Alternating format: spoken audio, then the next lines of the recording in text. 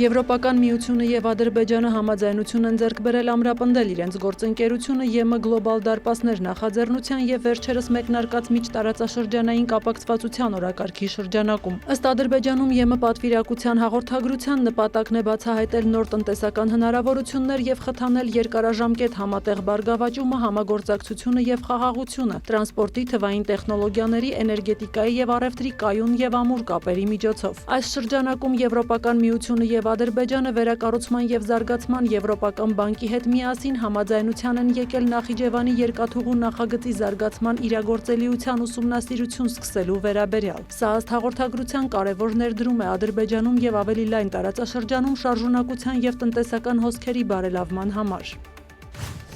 Եվրամիության արտգործնախարարները Բրյուսելում հանդիպման ժամանակ ընդունել են Իրանի նկատմամբ նոր պատժամիջոցներ, թիրախավորելով անհատների եւ կազմակերպությունների, որոնք ներգրավված են եղել հակակառավարական ցույցերի ճնշման մեջ։ ԵՄ երկրների արտգործնախարարները Իրանի զինված ուժերի էլիտար ստորաբաժանումը Իսլամական հեղափոխության պահապանների կորպուսը ճանաչել են ահաբեկչական կազմակերպություն։ Այս որոշմամբ միությունը ԻՀՊԿ-ն դասում է Ալ-Քաիդայի, Համասի եւ Իսլամական պետության շարքին։ Ավելի վաղ Արգենտինայի նախագահ Խավիեր Միլեյը եւս Բուենոս Այրեսի հոլոքոստի թանգարանում միջոցառման ժամանակ ԻՀՊԿ-ն հայտարարել էր ահաբեկչական կազմակերպություն։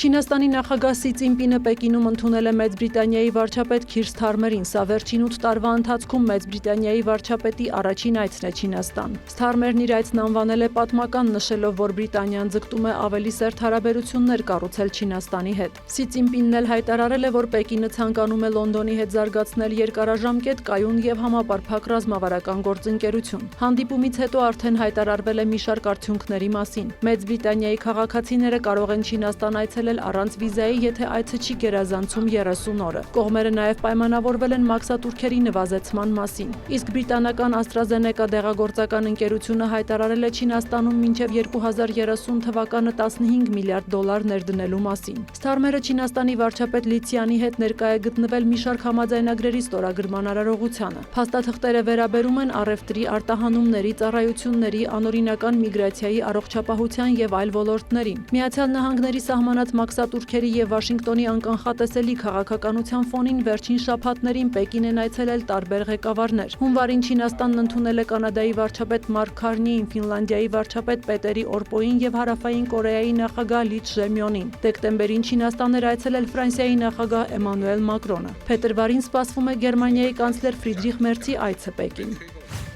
Միացյալ Նահանգների, Դանիայի եւ դրա կազմի մեջ մտնող Գրենլանդիայի միջև եռակողմ բանակցություններից հետո Դանիայի արտգործնախարար Լարս Լյոկե Ռասմուսենը հայտարարել է, որ չնայած բոլոր հարցերը լուծված չեն, սակայն այժմ ավելի մեծ լավատեսություն կա, քան մեկ շաբաթ առաջ։ Կողմերը նախատեսում են շարունակել շփումները։ Ավելի վաղ Ֆրանսիայի նախագահ Էմանուել Մակրոնը Փարիզում ընդունել էր Դանիայի վարչապետ Մետե Ֆրեդերիկսենին եւ Գրենլանդիայի վարչապետ Յենս Ֆրեդերիկ Նիլսենին։ Նա ընդգծել էր Արկտիկայում պաշտպանությունն ուժեղացնելու անհրաժեշտությունը, հաշվի առնելով Ռուսաստանի դիրքորոշումը հեռավոր հյուսիսում եւ Չինաստանի տնտեսական ներկայությունը։ Գրենլանդիայի վարչապետն իր հերթին նշել էր, հարկավոր է մեծացնել տարածաշրջանում անվտանգությունը Ռուսաստանի ագրեսիվ քաղաքականության ֆոնին։ Դանիայի վարչապետն էլ բարձր էր գնահատել այն, որ ճգնաժամի պահին եվրոպացիները միավորվել են եւ դեմ արտահայտվել կղզին Միացյալ Նահանգներին միացնելու նախագահ Դոնալդ Թրամփի նկրտումներին։ Օրեր առաջ ԱՄՆ նախագահը փոխել էր իր դիրքորոշումը, հրաժարվելով ԵՄ երկրների նկատմամբ լրացուցիչ մաքսատուրքեր սահմանելու գաղափարից եւ Գրենլանդիան ուժով գրավելու սպառնալիքներից։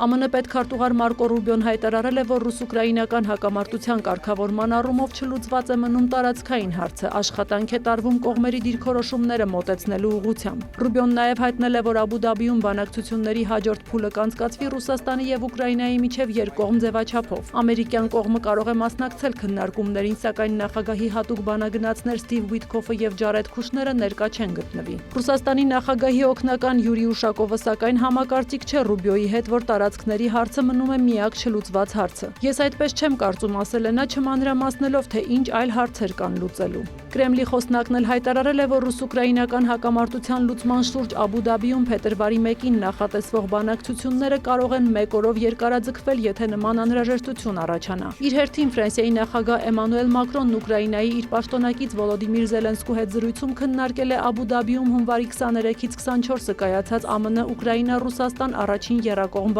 բանակցությունները։ Մակրոնի խոսքով Եվրոպայի երկրները պետք է լիովին ներգրավված լինեն ռուս-ուկրաինական հակամարտության կարգավորման շուրջ քննարկումներում։ Վերսկսված բանակցությունների ֆոնին Մոսկվան եւ Կիևը զոհված զինծառայողների աճյուններ են փոխանակել։ Ռուսական կողմն Ուկրաինային է փոխանցել 1000 մարմին եւ ուկրաինական կողմից ստացել 38 ռուս զինծառայողի մարմին։ Միևնույն ժամանակ ռուսական Լուկոյլ ընկերությունը համաձայնել է ամերիկյան Carlyle մասնավոր ներդրումային ընկերությանը վաճառել իր արտասահմանյան ակտիվների մեծ մասը, որը գնահատվում է շուրջ 22 միլիարդ դոլար։ Գործարքը չի ներառում Ղազախստանում Լուկոյլի ակտիվները։ Վաճառքը կապված է առանձին երկրների կողմից Լուկոյլի եւ դրա դուստր ձեռնարկությունների նկատմամբ պատժամիջոցների հետ։ Սյուզաննա Չրաղյան, լուրեր։